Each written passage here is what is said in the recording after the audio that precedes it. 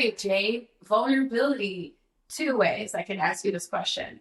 How would you define it, or what is your experience of vulnerability? Whichever one you like better. Yeah, well, first we'll get into this. You and I were just talking about this, but I don't love the term, and I don't think a lot of men love the term. Now, I love Brene Brown. I've read all her books, but I don't love the term vulnerability. I don't get that. You don't get that? Why I don't love the term?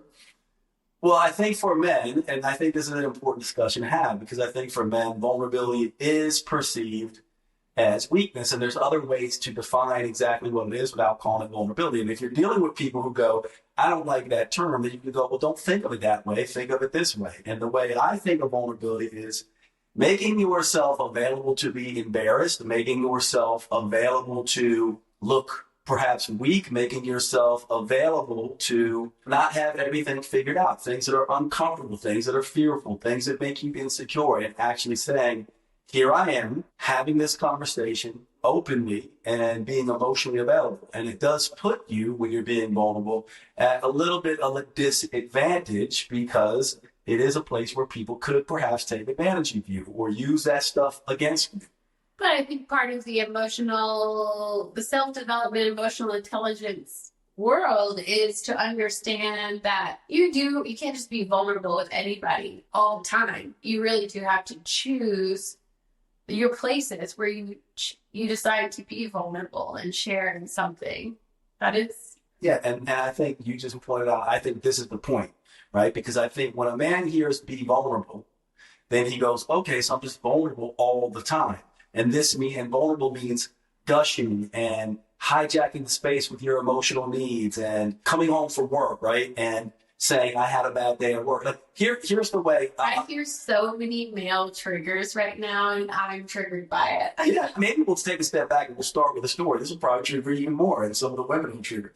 So this was when I was in Los Angeles. I was at a, high-end networking event with a bunch of internet entrepreneurs. Mm-hmm. And I was with about 4 girls, me and about 4 girls, highly emotionally intelligent women who I met there. And some of them I knew from online. It was the first meeting. And they said, Jade, do you ever cry? Right? And I said, well, not very often. As a matter of fact, I can't remember the last time I cried. And then what they said to me was, one of the girls, she goes, oh my God, that's so surprising. I thought you were an evolved man, right? Yeah. And so I didn't take it personally. I just said, interesting. And then I posed this question. I said, let me ask you a question. Would you rather have a man who never cries or a man who cries all the time? Well, and immediately, guess what all the women, so all of a sudden they all paused and they were like, definitely would rather the man who never cries. Now, why is that? Because it's basically suggesting that being too vulnerable, too open, too emotionally expressive is a problem. Now, yes, it's an extreme, but it does illustrate that there's a problem with this idea. Yeah. You're going to the black and white here, but you would also, I could say the same thing to you, Jade. Would you rather be with a woman who cries all the time or doesn't cry at all? Your answer is going to be the same, is it not? Interestingly, I would probably say for a woman with women, right, I would probably say I'd rather a woman who's crying, and I'm more used to that most of the time. Right, all the time. Than not ever. Like, I think that would be odd, because I would go, in general, women are meant to be emotionally expressive, so that would be more like a generalized male behavior. So I would probably, but you're right, but it does illustrate, what I was trying to illustrate is exactly what you're pointing out, that these extremes about vulnerability and not really understanding the nuance of what we're really talking about here. I get it's a buzzword in self-development. I get everyone's read the books, and I get everyone wants to talk about it. But unfortunately, there's no nuance in these discussions. But it's just like anything else. The truth is somewhere in the middle. So vulnerability doesn't have to be in the extremes. You're either not vulnerable at all or you're vulnerable all the time. Mm-hmm. And the answer is the balanced approach. Just as my response to you would be, well, if I had to choose an ideal man and the pace at which he cries or the frequency that he cries, I'm going to say I would like a man who cries sometimes. So we're in the middle, because I can see the processing and the movement of emotions and the authentic sharing and the ability to access it internally But sure, I don't want someone who's completely unregulated. It goes back to emotional throttling. Someone who has the capacity to throttle their emotions, know the time and place to share and go into these spaces, and other times so we have to regulate. Yeah, and I think this is the point that I'm trying to make. A term like vulnerability, to me, is an extreme term, at least for a man. So why not then say, if someone hears the term vulnerability and sees it as a black and white term, why not say something like open and availability? Like, why do we need to be attached to the term vulnerability just because it's a buzzword right now? A man, I can tell you from a male perspective, if I tell him, look, when you're talking to a woman or you're dealing with your significant other, you need to be open and available to express your insecurities, to express your needs. You need to be available for hers. But if I say you need to be vulnerable, he doesn't know what that means. So what you're arguing is that we should accommodate the male trigger around vulnerability and just not use the word, but use the definition of it?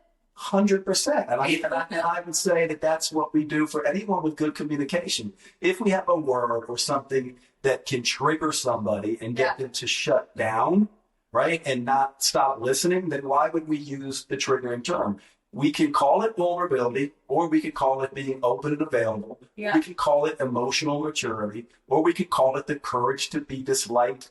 We can call it a lot of different things, but depending on who we're talking to, what do we want to change the language so that they can really understand what it is? So to me, the essence of vulnerability is being open and available to express your insecurities, to express your needs, to express your emotions, even though that might put you at a disadvantage. Why do we have to get so attached to the actual term? I don't know if we are attached to the term, but I think it's that. And yes, if someone doesn't have the capacity to understand or be vulnerable based off of a trigger, sure, we can use other language.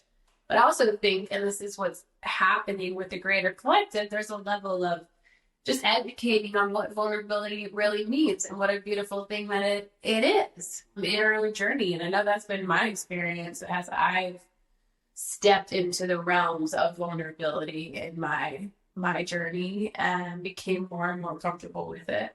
I would like to hear more about that from your perspective as a woman, what it means to be vulnerable, and also your frustration with men in their inability to be accessible or vulnerable with their emotions. Yeah, I mean, I think for me, I didn't come at it from the same background or storyline that we've talked about a little bit before of being extremely vulnerable. I had a brother. I was very much a tomboy, very much learned at an early age to be the tough one. Like I can literally remember times that I was chasing the boys around on the playground and like pushing them down and kicking them. Like I was like the aggressive tomboy girl. So it's interesting for me because I have a little bit more of a masculine influence. Like I was very ashamed of crying or wanted to keep that kind of under wraps when it would happen in my childhood. So I come at this with a little bit of a different approach. But my first real experience of really deep down learning what vulnerability meant and recognizing how difficult it was for me was I was in a women's group. It was like a 9-month program, women's circle, where we also did retreats and monthly meetups. And I was somewhat new in my therapy journey. And I can just remember what would happen in my physical body when sitting in women's circle. And it became my time to share whatever it was, what was going on for me, what my emotional experience was. That wasn't an environment that I had really with any of my girlfriends. I had never experienced anything like that. And I was breaking out in hives. I like blacked out. I had no idea what I said after the fact. I was sweating. My heart was racing. And this idea of sharing this, I don't know what the prompt was, but it was something obviously that felt very vulnerable for me, and all those eyes looking at me and waiting for me to share these emotional things. And that was my first lesson in vulnerability. But as I continued to kind of take those brave steps forward and open up more and more, I saw the beautiful benefit of sitting in sacred circles like that with other human beings, women, and how much value we got from one another and how much learning and how much of a shared experience we have as humans. And that was really the groundbreaking factor for me with vulnerability, sitting in all the women's circles that I've sat in at this point, is learning how much I have in common with each human's experience emotionally, male and female. And that's been one of the most healing things for me around vulnerability, and made me a vulnerability cheerleader for sure. It's transformative. Yeah, I just love that so much. That's like a really just beautiful way of saying how powerful this can be. And it made me kind of think, like when someone really sees you, there can be a lot, if you let them see you, if you let it, right, and you've never shared, there could be a lot of shame in that and a lot of pressure. Like there's a lot to live up to, when you really let someone see you. However, you don't ever get a chance to release that pressure valve of shame and this idea that I got to live up to some expectation without being vulnerable. And so it releases something in you that allows you to feel, like almost like my stress load, my energetic spiritual stress load is relieved, like a pressure valve being opened up that you kind of take like a sigh of relief. And I do wish that more men could experience that. I mean, I wish that I could lean into it even more than I have. But I agree, it's a really beautiful way. There's something you said to me the other day that stood out to me, and I thought about it many times. You were just talking about a men's group that you were in, and how you said a statement along the lines of, when you really sit there and listen to someone share in their story, what they've been through, what has happened to them, or just generally happened in their life, that it's really hard not to find a place in your heart for their experience. And that is the beauty of vulnerability. We have that access point with every human being. It doesn't necessarily mean that we should just go around blurting out all of our shit, whatever it is, out in public. We do have to protect ourselves and have boundaries and recognize safe space versus not, which is a skill of its own. But I found, I don't know, that just really stood out to me when you said that the other day. And it was very similar to my experience. That I find it to be transformative. Yeah, I think it's especially important now when we tend to see other people as gender abstractions or political abstractions or racial abstractions. Like we tend to look at people, we group them. Oh, that's a man, that's a woman, that's a black man, that's a white man. We tend to do this, or that's a Democrat, that's a Republican. But as soon as boxes. Exactly. So we put them in boxes, and then we miss the true humanity. And I oftentimes think to myself that there's one thing that every single human shares, and that is suffering. Yeah. That we all suffer. And if we would just focus on that, every human begins to be very familiar to us. They don't seem so foreign at all when we focus on that. And I also would say that the power perhaps of vulnerability is when you tell your authentic story of struggle, we think it's embarrassing or we think that it's going to, but what it does is it inspires people and it draws people closer to us. Yeah, because they can see themselves in you. Yes. And that is just like some of the other things we've been talking about this week in our conversations. That is the key point to human relating and conflict or whatever, is being able to break down the walls and these barriers and really get into what the authentic experience is within that human being's life and body and energetic self. And we all feelings all feel the same within our physical bodies. It's the same energy.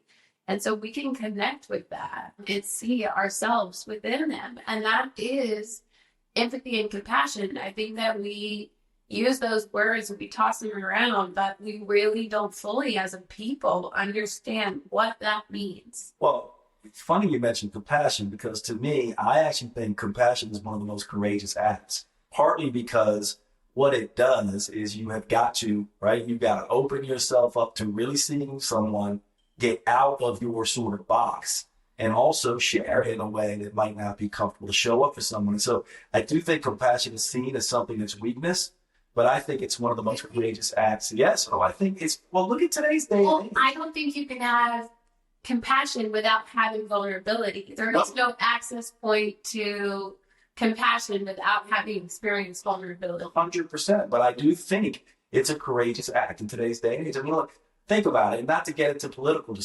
discussions here, but we have a whole group in the United States right now who are just nasty to each other. We have leaders who are just nasty. No compassion. No, it's just nastiness back and forth. Because we lose our humanness. Well, the access to the human experience. And that's my point. My point is that in a world like we have today, where everyone's attacking everybody and even our leaders are just nasty, courage, it's courageous to be compassionate. We have so much more in common with every other human being and living being, for that matter, than we recognize. That's what I'm saying. And that's the experience of the beauty of vulnerability. Mm-hmm.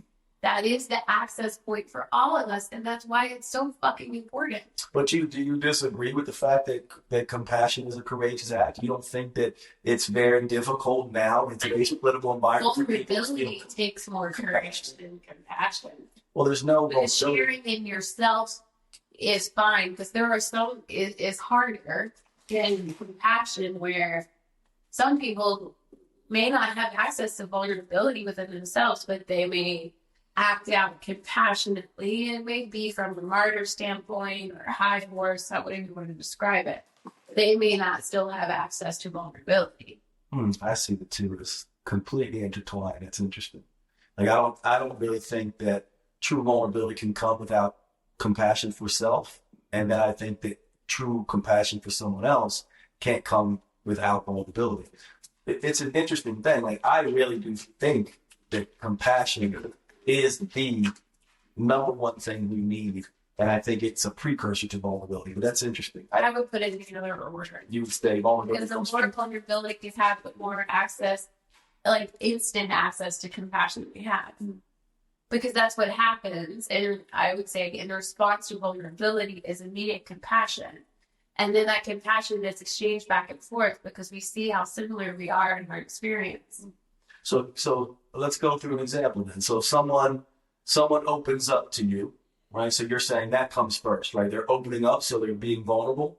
And if you express compassion, like how do you see that? I'm not saying that it comes first, because once you've had this experience enough, or maybe if you've never before, then you're able to recognize and see and have the knowledge and understanding of each human's experience, and you can access compassion without someone showing vulnerability. But that does take learning and experience, I think. I can see that. Let me give you my take on this, just from I don't know, I guess a clinical standpoint. So there's something called compassion-focused therapy, which basically what we do when we work with someone is we get them to look at their negative talk, and we get them to have self-compassion.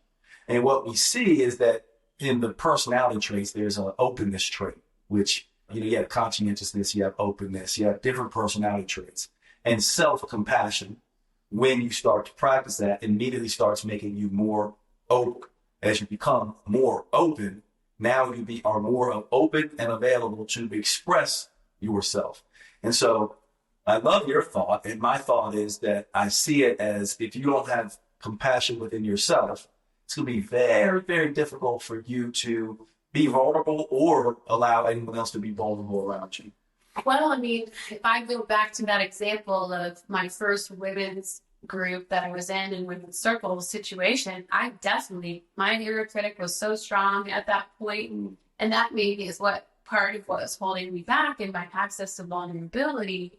I don't think I had self-compassion in that example yet.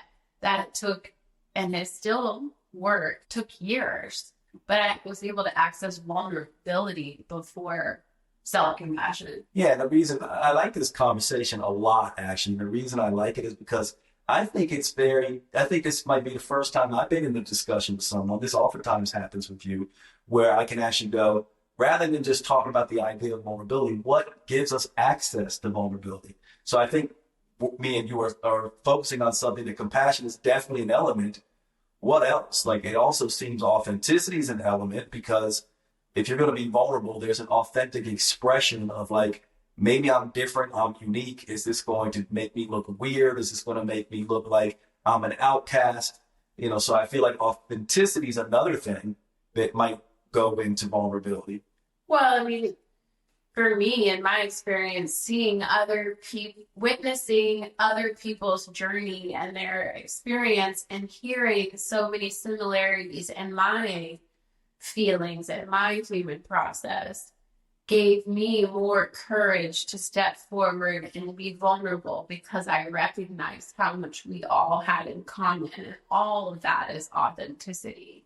Yeah, and here's an interesting thing, right? Anytime I've ever heard of someone express their authentic struggle, it's interesting that we think internally, we might think that's a weakness when we're doing it ourselves. But I can honestly say, I've never seen someone express their authentic story of struggle and not be inspired by it. I've never seen it as a weakness, even when it comes with emotional charge. I don't know where it comes from. I mean, I haven't either in my adult life and in this reality that I live in now. But what I go back to when I hear you say that is thinking more about school. Is it around the social dynamics and the way we are in school growing up? I think that's where we learn a lot of the lack of safety and being vulnerable, because everybody's sort of trying to be the cool kids or the popular kids, and there's all this guarding and positioning. And I mean, I don't know what, I guess I do know what we can do as a collective in our schooling is just having these conversations. I don't know why the hell why do we have a class of not just psychology, but just general emotional intelligence regulation? What if we taught kids how to emotionally regulate? So we can't expect all parents to be having that conversation with their kids, but fucking hey. Yeah, That would have been the most beneficial education I could have received in all of the academics that I had. We didn't talk about it in psychology in college either, which is 100%. mind blowing. And you know that right now, like, you know, so what is it, January 2025? Like right now, one of the top things that people search for to understand is emotional intelligence, emotional awareness. So we are waking up to this idea that we never got this education, and people are very hungry for this information. And I do think vulnerability is a big piece of it, but I like your take, because I do like the idea that there's a lot underneath this idea. So it's not just like that men might not like the term, that maybe being open and available is better way to have them approach vulnerability, but it's also the things underneath: authenticity and compassion, and being able to express your story of struggle in an authentic way.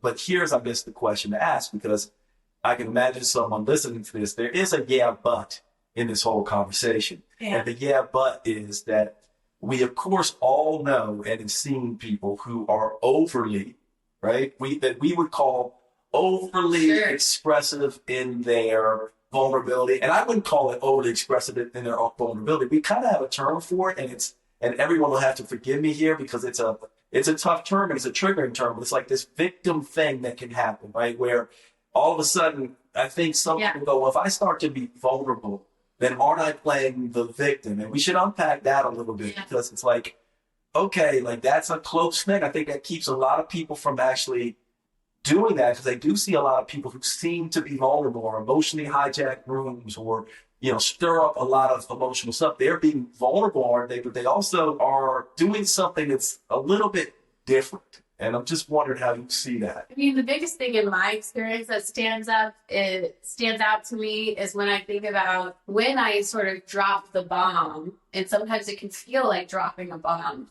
And I'm thinking about our sauna talks when we first met, and I'm thinking about a sauna talk I had with the stranger when I was at the Grove Park Inn last week, is when I dropped the bomb that my first husband committed suicide. When I share that experience, that could very easily be something that I share with someone. I'm trying to be vulnerable. If I felt a victim to that scenario, could be just a begging for, oh my God, I'm so sorry that happened to you. Da, da, da, da.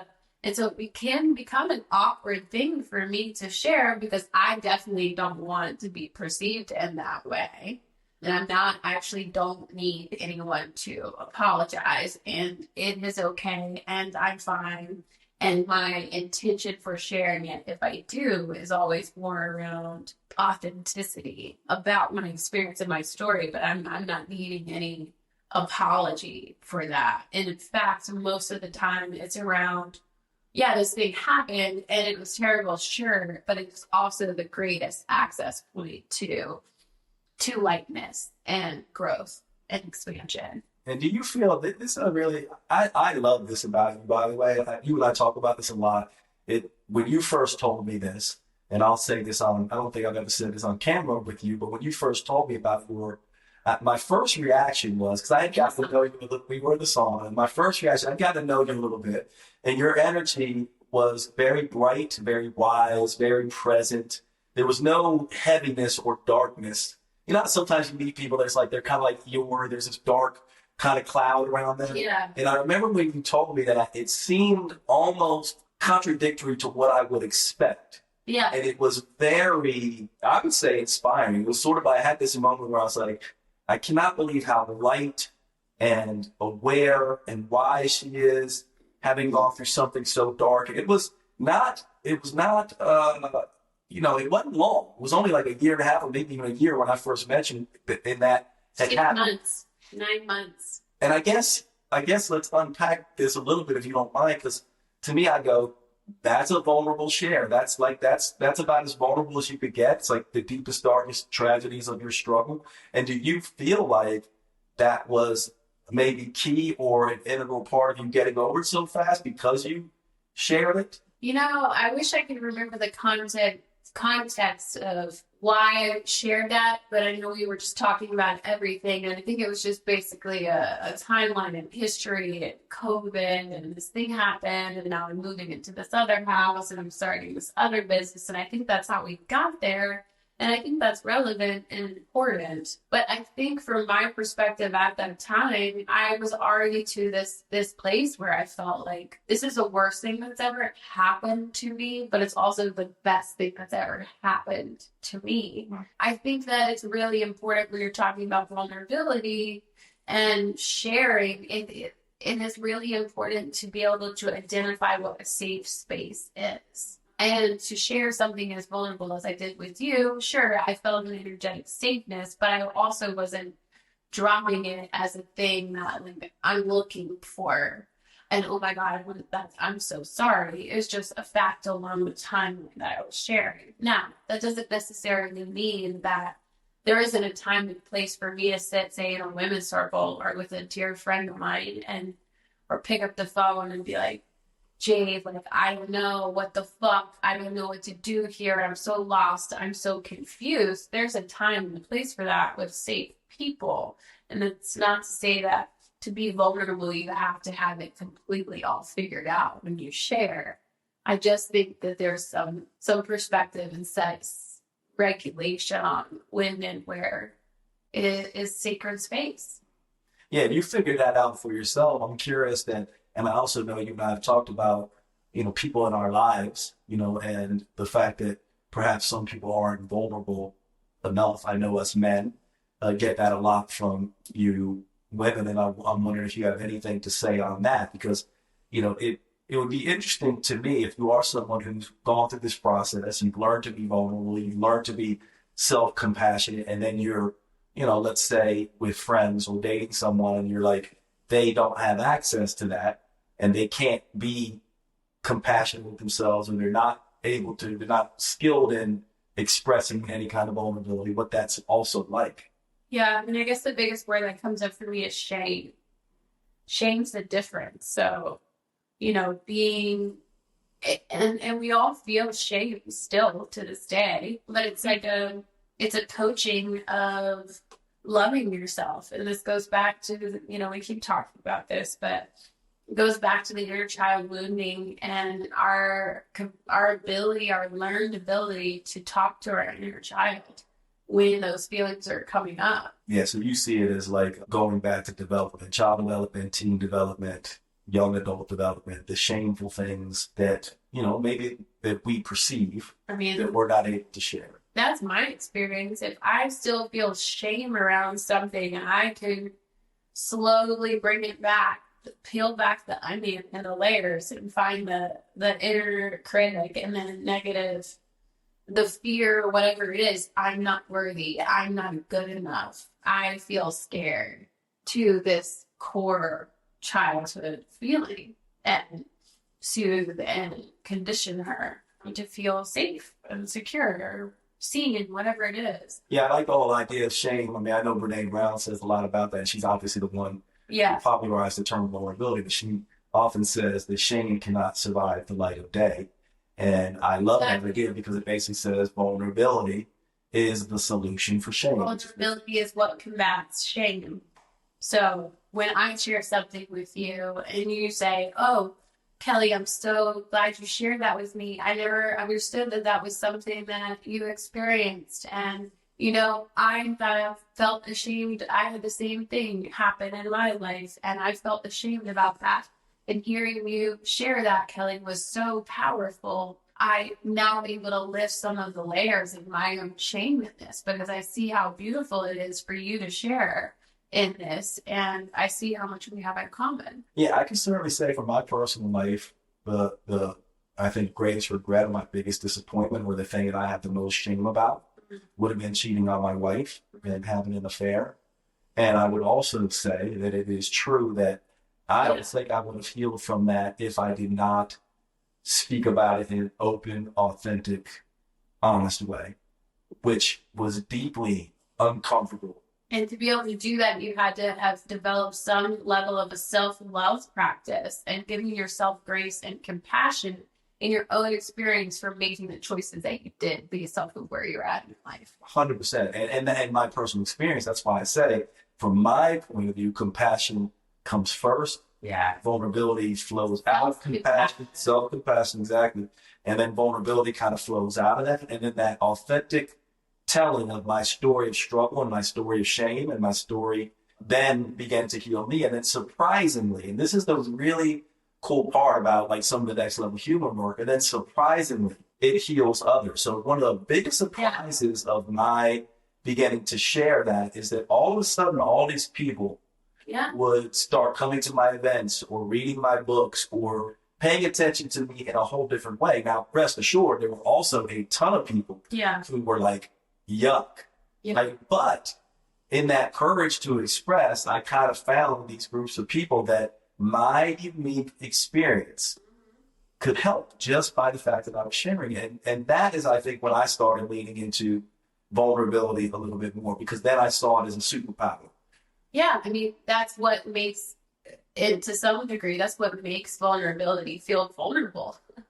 Like me, similar to your story, me sharing in my story about my husband committing suicide meant that I had to fully move through and process any shame that I had remaining around my own internal dialogue and self-questioning, which said, you should have done more. You should have noticed. You should have banged down the door. Maybe his family is right. It is your fault. You do have blood on your hands. All the aspects of shame and vulnerability and the fear about what others might think or what blame would be placed on me and this experience that was in my life.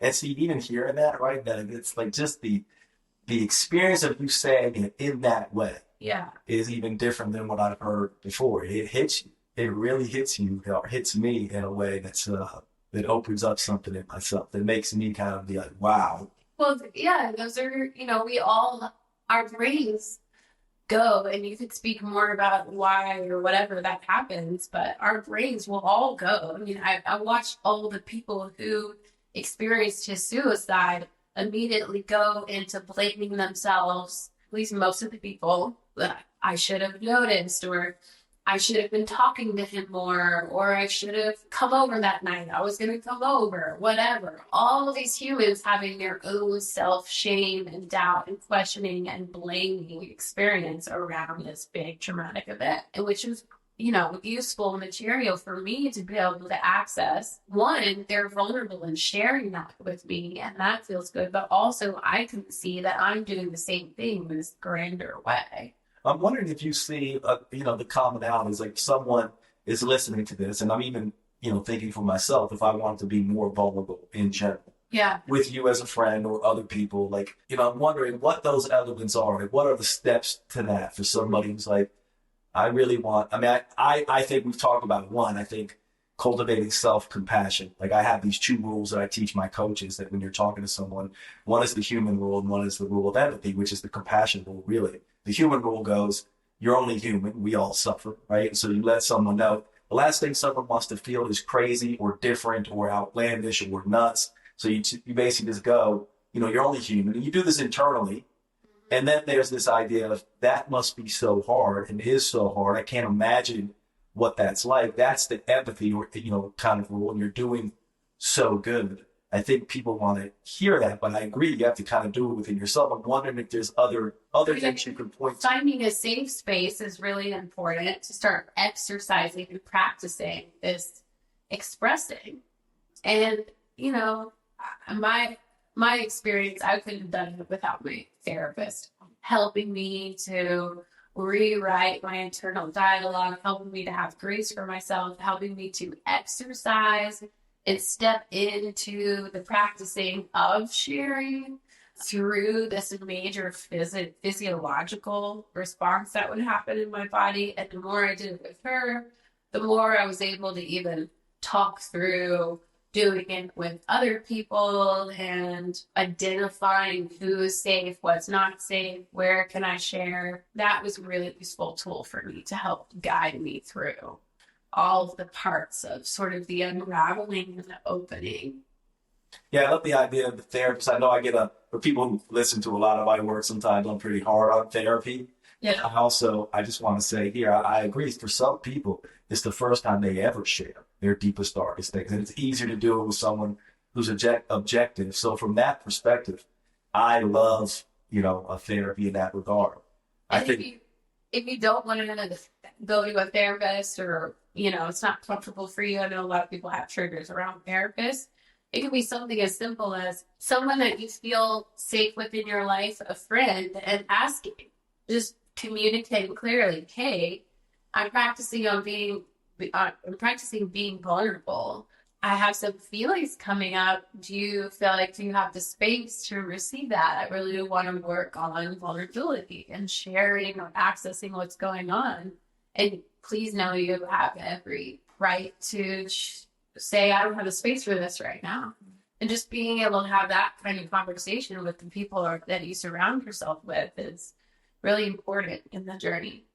Yeah, that defines safe space right there. 100%. And it just struck me with our relationship that you've always been really, really good with this, and I have not been nearly as good with you. Like you've always been like, you'll call me and say, do you have time this week to unpack this thing that's going on? Like some of the stuff that was going on in your relationship. I've always been that way. I had to learn that skill. But you would ask and be like, do you have time to unpack? I could really, let's unpack together or whatever. And I realize you're one of the few people I do that with. Mm-hmm. But I don't do it nearly as often as you do it. But I would say that, yeah, that was a really good modeling for me, being your friend, because that was something that you would do quite a bit. And I love that, showing up for you that way. And perhaps I haven't given you as many opportunities to show up for me or given other friends as much of an opportunity to show up for me. Well, I'm still learning two things there. I'm still learning with my friends now that this is something I'm so passionate about, to not pull things out of people all the time, like sitting in the therapist seat, like, so how does that make you feel?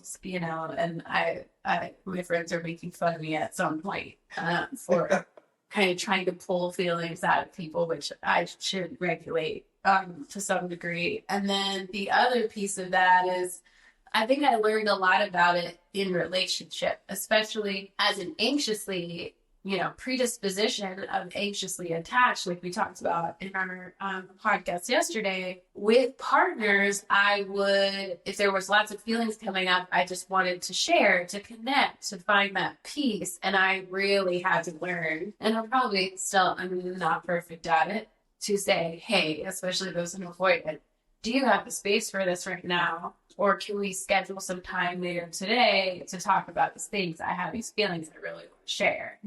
Which is hard for me even because I sometimes I wanted to get the thing off my chest, whatever it was. And it would feel, and also as a woman, more disconnected to have to wait, especially those days down the road. Then it's like, okay, well, this is already passed. And then that then is a great lesson as well. In that sometimes if we just give a little space and we sit with ourselves and we move through it ourselves, that may be all we need. Yeah. If we create space, just depending on what your predisposition is. And this is actually, I think, a point where science, like a point of scientific contention that comes in that I think people should be aware of, because I think if you're someone who feels relieved by sharing, you might think that everyone feels relieved by sharing. And what ends up happening is everyone's a little bit different here. So some people share and their cortisol will go down and their oxytocin will go up, their vasopressin will go up, and they'll feel good with that. But for other people, it can be really stressful to share. Their cortisol goes up and their adrenaline goes up. And if we're someone who is pushing someone to share and be vulnerable before they are ready for that, it can be a pretty scary thing. And I think you'll see this. I think a lot of women will see this with men. They'll say to men, what are you feeling? What are you feeling? That's stressful for a man to go in if they've never done that and go, let me stop and try to think what I'm feeling. In that moment, you might think it's relaxing for them, but in that moment, their cortisol's going sky high, their adrenaline's going sky high, and this partly why they shut up and can't find the words. Yeah. And this is something that I think people should be aware of, because we do get this thing where it's like, oh, well, everyone who shares is going to feel better. Well, actually, for a lot of people, that is incredibly stressful if they're not used to it. Well, I would make the point that I was that person. Mm.